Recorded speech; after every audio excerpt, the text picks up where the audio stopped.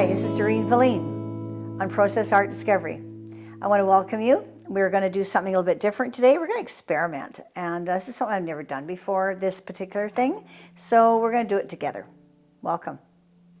So what I did was I first of all took a repurposed canvas. You can get these anywhere, any thrift store or a restore, and I put about 2 or 3 coats of gesso on it, or I use white house paint too that's not semi-gloss. It's a bit more of an eggshell. And then I just splattered it with this molding paste, hard molding paste by Golden. And so it's a molding paste, so it's kind of like splatter. And all I did was just splatter it with a bit of a toothbrush. So I got all these little bits and pieces on here.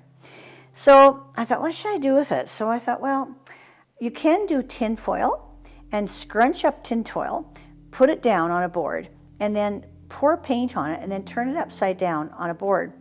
But because this is sort of got little gobs on it all over the place, I thought, I'm going to try good old bubble wrap. So I tried bubble wrap. Here's the bubble wrap. And make sure, this is the flat side. Make sure you use the bubbly side, because I did make that mistake one time. So put the bubble side up. You don't have to do it on the canvas. You can put the canvas away. It's not important right now. But you do it right here. And I'm just going to pour colors on it. Now I'm going to do an abstract. And I'm going to use warm tones and probably just finish it off with a bit of black for contrast. So this color here is kind of like it's a turquoise, but I added gold to it, a gold metallic. So we'll see what it's like. I was just kind of wanting to play around. Everything's repurposed. See, they've got this stick. You got these little containers with yogurt, and yeah, and then this is my paint tray. I use the meat trays. They really work good for paint trays, and for water. Everything's repurposed today, so hopefully that's what you guys like me to do. I don't even know what I'm going to do here, and try not to think about a design. Like I was thinking of a heart, but I thought, no, Doreen, just do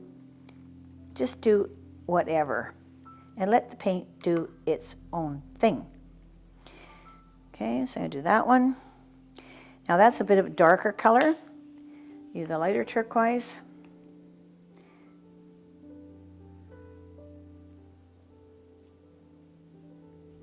That's the lighter one. And I'll do some yellow.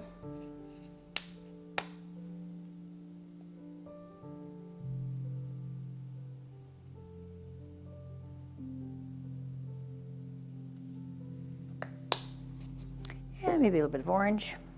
Get some nice warm colors here.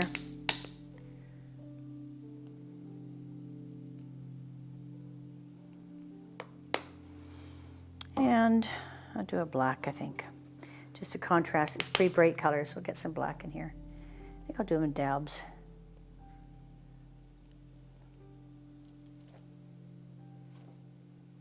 Like that. No dab there. Okay. Okay, now I can either do, I can push it around with a palette knife, the colors, and I think I'm going to do that a little bit. I'm just going to take a palette knife, because these bubbles will not, they won't spread like other stuff. So I think I'm just going to do this. I might be wrong here. We'll see what happens. No, it's going muddy. It's no good. Okay, so we're going to scrap that idea. So I'm going to turn this over and lay it down.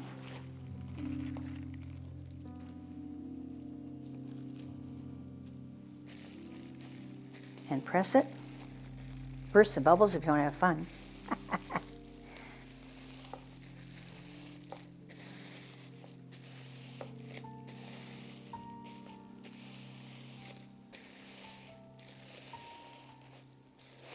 See, it doesn't spread much with the bubbles, whereas the tin foil, it does spread more. I might be using the wrong thing here. We'll see what happens. Take this up.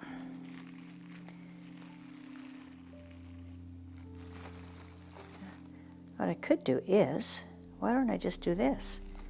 Why don't I take that and turn it around?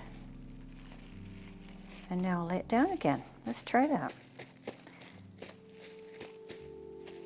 It's going to be a mess, I think. Yeah. Okay. Throw that away. Okay, what can I do with this? I'm going to take, I think I'm going to take a brush, a little bit of water.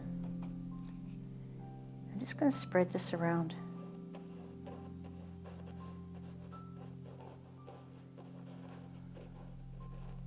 Now, orange and blue are complementary colors, if you remember from some of my things. So you'd never want to put orange and blue together. And here I have a turquoise, which has sort of got a bit blue in it. So it's not really great thing to do. So I just try to be really careful here.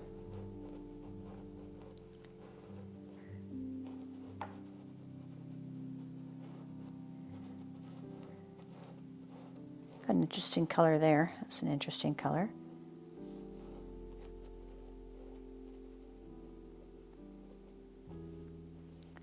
Oops. Don't want any straight lines in here.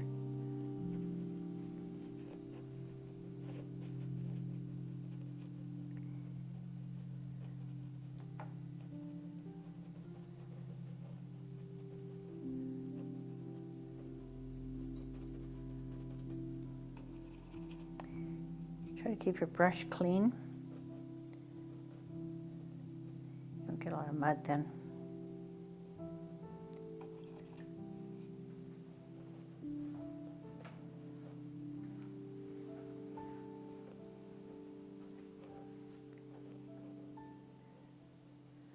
Get some good shadows there.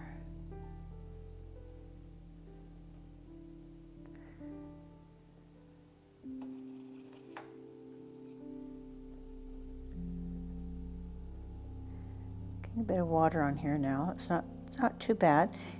It gets a bit wet, but that's okay. It just takes a bit of time to dry. And I want to leave some white space, right? Because white's good. So this is good here. White looks. That's good.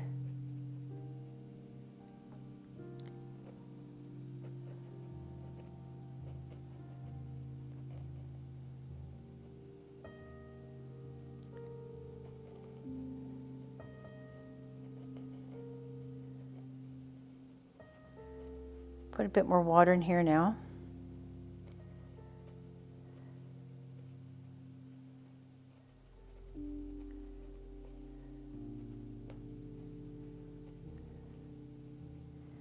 And remember, leave a bit of white, eh? Just don't, otherwise you have to put white in it. And I could put white in it afterwards too, but it's good to always leave a little bit of white. Always want a little bit of black in your picture and a little bit of white. Just gives you the different contrasts.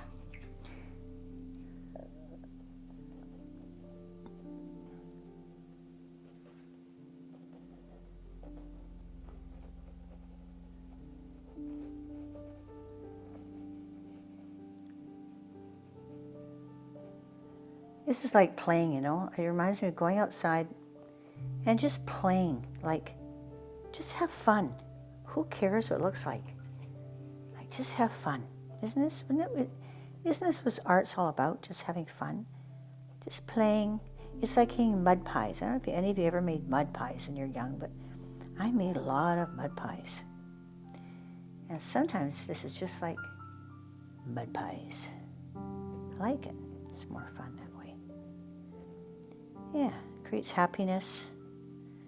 And we're not trying to be special. We're not trying to make it perfect. Not trying to make it something that somebody will buy. I'm just having fun. If you don't like it, we're just going to paint over it someday. No problem. I'll just paint over it.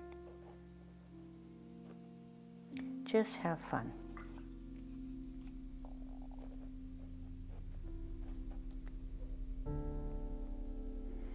There. Now,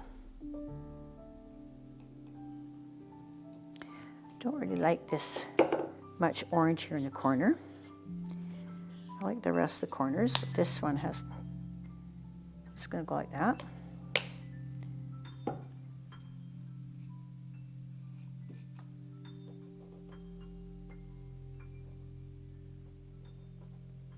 want it really orangey down here.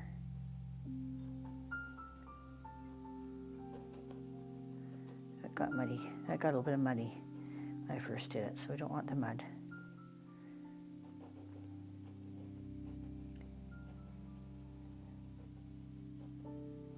want to leave that like that. It's kind of cool.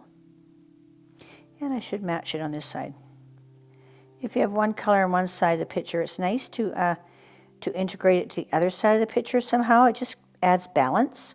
A lot of people don't think of doing that. They'll get, especially if you get carried away painting on one side of your picture and then you do the other side afterwards. What happens, you don't do it the same. You end up changing a little bit of your technique to the other side of the picture, and you can tell. So make sure you work on both sides you're painting. One side, then do the other side, and just have that continuity between your sides of your painting. So I'm just bringing a bit more yellow out here because there wasn't enough yellow, and there's yellow on this side. So just have to keep the sides the same. Now I don't know if this is not really something I like. I'm going to just try to do something here maybe. Let me just take some white now.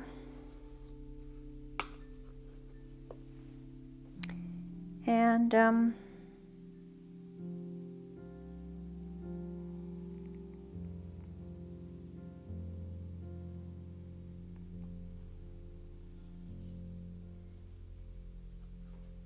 that needed it. See, there was so much color there that I needed that that white. Now it's not dry yet, but I'll show you what it'll look like now. I like that white there. It's going to take quite a few days, probably 3 days for this to dry now. Let's just rip this off and see what happens.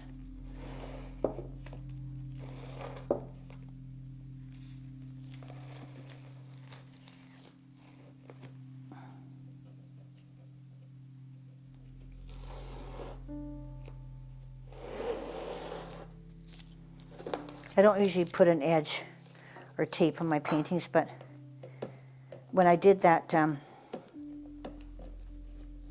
molding paste, and I wanted all those little spots, I didn't want those little bumps on the edge. I don't know why. I just thought, oh, it'd be kind of nice to have a bit more of a smoother edge. That's why I did this tape. Otherwise, I wouldn't bother with the tape. It's only because of that. I wanted to keep it quite plain. It's been on here for a while.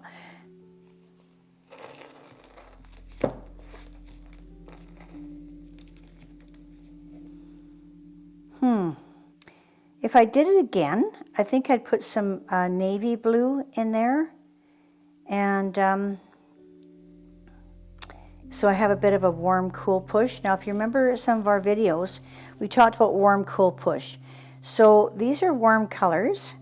The black is really a nothing color. The white is really a nothing color. So I really have done all warm tones.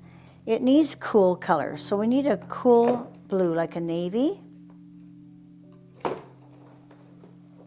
This is a cool blue. So it's cobalt. So I'm just going to see what I can do here with the cobalt. You know what I think I'm going to do? I'm going to cut a piece of this.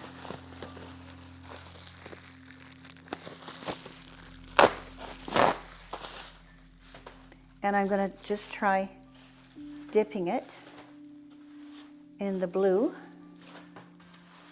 Put some blue down here in the tray. Get some room here. Gonna put some blue in the tray. This is a cobalt blue.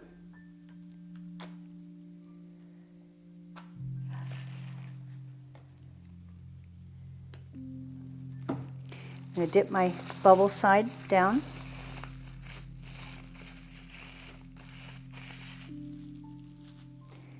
I want to keep most of my color off.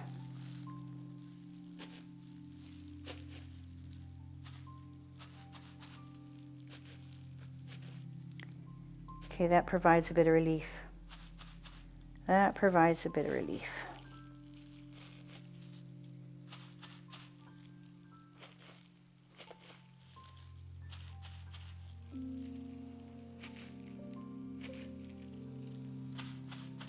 You see the difference when you get the warm cool colors? Can you see that? I hope you can see that because it's quite different now. What it does is it just provides more interest when you get warm and cool on a picture. That's no good. just went glumpy. I gotta get more of it on there. Cover that up. There we go. And then down here. There. I like that better. Maybe you don't, but I do. Now that picture has a bit of contrast. Now it's interesting. So warm and cool push. That means this pushes back. It's cool, and the turquoise and the orange is warm. It pushes forward. I don't find it's doing that right now in the painting, but once it's dry, it might do that. But it's really, really important to have warm and cool in your pictures. Like, say you're doing a flower, and you want that flower to really pop out and look and be in front of the background. The only way to do it is to do that cool, cool background, either soft colors, and into your cool colors, and that pushes it right back. Then you do your flower in a really warm color. You can do a warm purple or warm blue. You know, you can warm any of those colors. Don't be red. Red is not necessarily warm, right? You have warm blues. You have warm yellows. You have warm. All these tones can be warm or cool. So watch my first video on warm and cools. If you don't understand what warm and cools are, really, really, really important. Because what you're trying to do is create 3D on a 1D surface. This is called 1D, one-dimensional, right here. You're trying to create a 3D. You're trying to have depth in your pictures. You know, we all can just paint a little sketch. But if we don't have depth in our pictures, it's not interesting. So we want that interest. So hope you learned something today. I did. Thank you for joining us today. This is Process Art Discovery. I'd like to thank you for joining us. We have lots of videos, so make sure you press that subscribe button and also a little notification at the top right-hand corner of your screen. And because we have lots and lots of videos to come, and they're really good ones. So thank you for joining us.